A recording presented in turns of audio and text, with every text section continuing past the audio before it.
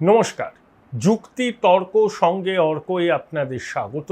আপনাদের সঙ্গে আমি অর্কপ্রভ সরকার। দেখুন, ককরোচ জনতা পার্টি কার্যত রক্তের স্বাদ পেয়ে গেছে। নিট কাণ্ড নিয়ে তাদের লাগাতার আন্দোলন, সোনাম ওয়াংচুর অনশন, ধর্মেন্দ্র প্রধানের ইস্তফা, সুপ্রিম কোর্টের নির্দেশে নিট আন্দোলনের সঙ্গে যারা যুক্ত ছিলেন তাদেরকে নিঃশর্ত মুক্তি ইত্যাদি। যদিও সুপ্রিম কোর্ট বলেছে যে এফআইআর যেগুলো দাখিল হয়েছে সেটা কিন্তু প্রত্যাহার হচ্ছে না। সিজেপি নেতৃত্ব বলছেন তাদের দাবি যা ছিল বা সরকার যেটা বলেছিল সুপ্রিম কোর্টের রায় তার সঙ্গে কিন্তু মিলছে না। এটা নিয়ে কিন্তু একটা বিতর্কের অবকাশ রয়ে গেছে। এই প্রেক্ষিতে রাকেশ টিকাইত, কৃষক সংগঠনের নেতা, দিল্লিতে সিজেপির প্রতিনিধিরা তাদের সঙ্গে বৈঠক করেছেন। আমার ধারণা 2029-এর লোকসভা নির্বাচন এবং 2027-এ খুবই গুরুত্বপূর্ণ উত্তরপ্রদেশ নির্বাচনের আগে সিজেপি কিন্তু দেশ জুড়ে একটা বড় সড়ো আন্দোলনের পরিকল্পনা করছে। ছাত্রদের আন্দোলনের সঙ্গে কৃষকরা যুক্ত হবেন, যুবকরা যুক্ত হবেন, অর্থাৎ একটা অল্টারনেটিভ ন্যারেটিভ নির্বাচনের আগে দেশের মানুষের সামনে আনতে চাইছে এই সিজেপি। দেখুন, প্রথাগত আন্দোলন যেটা বিরোধী রাজনৈতিক দলগুলো করে সেটা কিভাবে হবে সে সম্পর্কে সবাই 16 আনার উপর 18 আনা অবগত থাকেন। কিন্তু সিজেপি চেনাপথের পথিক নয়, বাঁধাগতের বাজনাদার নয়। তাদের আন্দোলনের অভিমুখটা একটু অন্য রকম। তাই সরকারকে তাদের আন্দোলনের মোকাবিলায় অত্যন্ত সতর্কতার সঙ্গে পদক্ষেপ করতে হবে। আপনাদের স্বনির্বন্ধ অনুরোধ, চ্যানেল সাবস্ক্রাইব করবেন, থ্যাঙ্কস বাটনে ক্লিক করতে ভুলবেন না। দেখুন, পালা বদলের পর রাজ্যের বেশ কয়েকজন মন্ত্রী জেলে গেছেন। সুজিত বসু বলুন, উজ্জ্বল বিশ্বাস বলুন, তারা জেলে গেছেন। অনেক বিধায়ক গেছেন, সব্যসাচী দত্ত গেছেন। আমার ধারণা নির্মল ঘোষও খুব শীঘ্রই গ্রেপ্তার হবেন, তার ছেলে গ্রেপ্তার হয়েছে। দিদিমণির আর এক সাকরেদ, যাকে আমি বলি দিতাং দিতাং বলে, যখনই কোনো সরকারি অনুষ্ঠান হতো আগে, তখন দিদিমণি বলতেন, এই তুমি গানটা গাও তো। তা দিদিমণির গানের যেসব গান টান পুজোর আগে টাগে প্রকাশ হতো, সেই গানের কথাও সুর দিতেন এই ভদ্রলোক। ভদ্রলোকের প্রমোটারির ব্যবসা আছে। একসময় বুদ্ধবাবুর ব্যাগ বইতেন, জুতো বইতেন। পালা বদলের পর কিছুদিন সুপ্তি শয়নে ছিলেন, তারপর হঠাৎ করে জেগে উঠে দিদিমণির বৃত্তে প্রবেশ করেন। আর দিদিমণি নিজেকে খুব সংস্কৃতি মনস্ক মনে করেন, তো তাই আশেপাশে তার গান জানা, নাচ জানা, চটি চাঁটা এইসব লোকদের রাখতে তিনি পছন্দ করতেন। সেই সুযোগ নিয়ে এই ভদ্রলোক দিদিমণির ঘনিষ্ঠ বৃত্তে প্রবেশ করেন। তথ্য সংস্কৃতি দপ্তরটা কার্যত তিনিই নিজে চালাতেন এবং তারই মদতে একটি বেসরকারি ইভেন্ট ম্যানেজমেন্ট সংস্থা সরকারের সমস্ত অনুষ্ঠান পরিচালনা করত। রবীন্দ্র জয়ন্তী বলুন, নজরুল জয়ন্তী বলুন, কিশোর কুমার শরণ বলুন, লতা শরণ বলুন, আশাজির কোনো অনুষ্ঠান, শ্যামল মিত্র, সবই অর্গানাইজ করা দু একটি ইভেন্ট ম্যানেজমেন্ট সংস্থা করত, বকলমে, যার মালিকানা এই ভদ্রলোকের। এতক্ষণে নিশ্চয়ই বুঝতে পেরেছেন আমি কার কথা বলছি। তিনি হচ্ছেন চন্দননগরের প্রাক্তন বিধায়ক ইন্দ্রনীল সেন। সেই ইন্দ্রনীল সেনের রক্ষা কবচ বাতিল করেছে চুঁচুড়া দায়রা আদালত। কেন? 4 জুলাই একজন অভিযোগ জানান চন্দননগর থানায় যে বেআইনিভাবে অর্থ প্রতারণা করেছেন ইন্দ্রনীল সেন, ভয় দেখিয়ে তোলাবাজি করেছেন, চন্দননগর উৎসবের নাম করে বহু ব্যবসায়ীর কাছ থেকে টাকা তুলে সেই টাকা আত্মসাৎ করেছেন।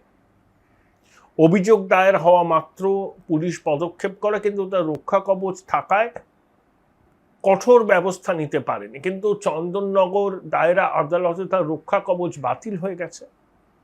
এখন এই ভদ্রলোকের গ্রেপ্তারি কিন্তু সময়ের অপেক্ষা মাত্র, বলছেন ওয়াকিবহাল মহল। বিগত 12-13 বছর এরা কিন্তু হাতে মাথা কাটতেন।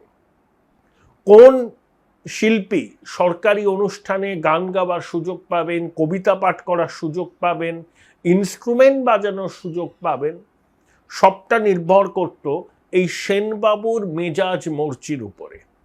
পালা বদলের পর বহু শিল্পী কলাকুশলী এই সেনবাবুর বিরুদ্ধে তাদের ক্ষোভের জ্বালামুখ খুলে দিয়েছেন। অনেকে অভিযোগ করেছেন যে সেনবাবুকে তুষ্ট করতে না পারলে কোথাও কোনো সুযোগ তাদের মিলত না, যতই তাদের প্রতিভা থাকুন না কেন। অর্থাৎ একেবারে কি বলবো আর কি, বজ্রমুষ্টিতে পুরো বিষয়টা কন্ট্রোল করতেন এই সেনবাবু। হীরক রানীর আশীর্বাদ মাথার উপর থাকায় ধরাকে সরাজ্ঞান করতেন এই ভদ্রলোক। এবার বুঝুন ঠেলা কাকে বলে।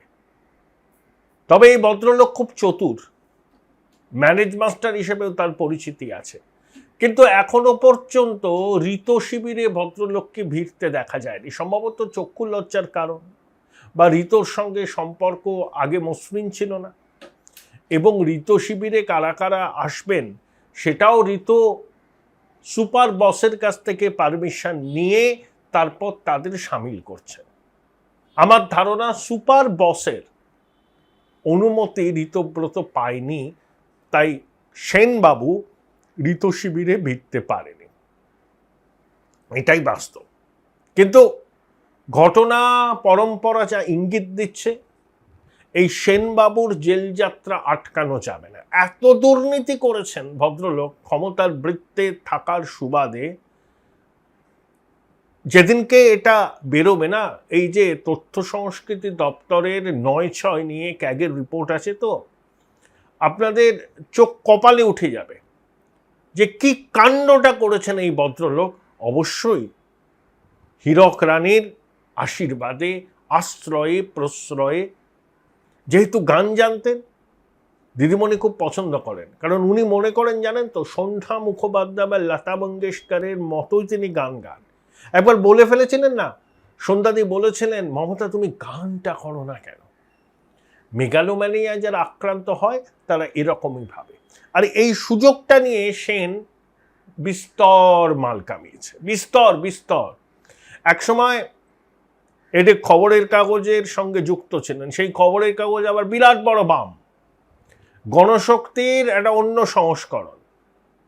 কিন্তু আবার সুভাষ চক্রবর্তীর সঙ্গে সেই কাগজের সম্পাদকের অত্যন্ত অহিনকল সম্পর্ক ছিল। বুদ্ধবাবুর ব্যাগ বইতেন, আলিমুদ্দিনের ঘনিষ্ঠ ছিলেন, বুদ্ধবাবুর পুত্র সুচেতনের সঙ্গেও তার সম্পর্ক ছিল। কিন্তু ওই যে পাল্টিকেতে ওস্তাদ যখন দেখলেন বামেদের সঙ্গে থাকলে করে কমে খেতে পারবেন না, তখন তিনি এক নাট্যকার মন্ত্রীকে ধরে দিদিমণির আঁচলের তলায় আশ্রয় নিলেন। ব্যাস, যেই আশ্রয় নিলেন শুরু হয়ে গেল। কিছুদিন চুপ করেছিলেন, তারপর ছড়ি ঘোরাতে শুরু করলেন। একসময় ভাইপোরও খুব ঘনিষ্ঠ ছিলেন, তারপরে ভাইপোর থেকে দূরত্ব বাড়িয়ে একেবারে পিসিমণির ছায়াসঙ্গী হয়ে ওঠেন। বঙ্গবাসী অধীর আগ্রহে অপেক্ষা করছেন এই গায়করূপী দুর্বৃত্ত কবে জেলের মাটিতে গড়াগড়ি খান। দেখুন, এনসিপিআই এর ভবিষ্যৎ নিয়ে কিন্তু নানা প্রশ্ন উঠছে। মঙ্গল বৈঠকে তারা যোগ দিয়েছিলেন, কাকলি গোস্তার বলেছেন প্রধানমন্ত্রীর সঙ্গে সৌজন্য বিনিময় হয়েছে, অমিতজি বলেছেন অনেক কথা আছে আপনাদের সঙ্গে। সুদীপ বন্দ্যোপাধ্যায় 28শে জুলাই নবান্নে গিয়ে মুখ্যমন্ত্রীর সঙ্গে বৈঠক করেছেন। সুদীপবাবুর ফোনে শতাব্দী ফোন করে শুভেন্দুবাবুর সাথে কথা বলেন, শুভেন্দুবাবুর সঙ্গে এরা বৈঠকে বসতে চাইছেন। কিন্তু দিল্লির বিজেপির শীর্ষ নেতারা এই মুহূর্তে এনসিপিআইকে নিয়ে খুব একটা চিন্তিত নন। আগে সংসদের বাদল অধিবেশন শেষ হোক, সিজেপির আন্দোলনকে কেন্দ্র করে যে পরিস্থিতি হয়েছে তার সেই পরিস্থিতির মোকাবিলা হোক, এটা তাদের অগ্রাধিকার।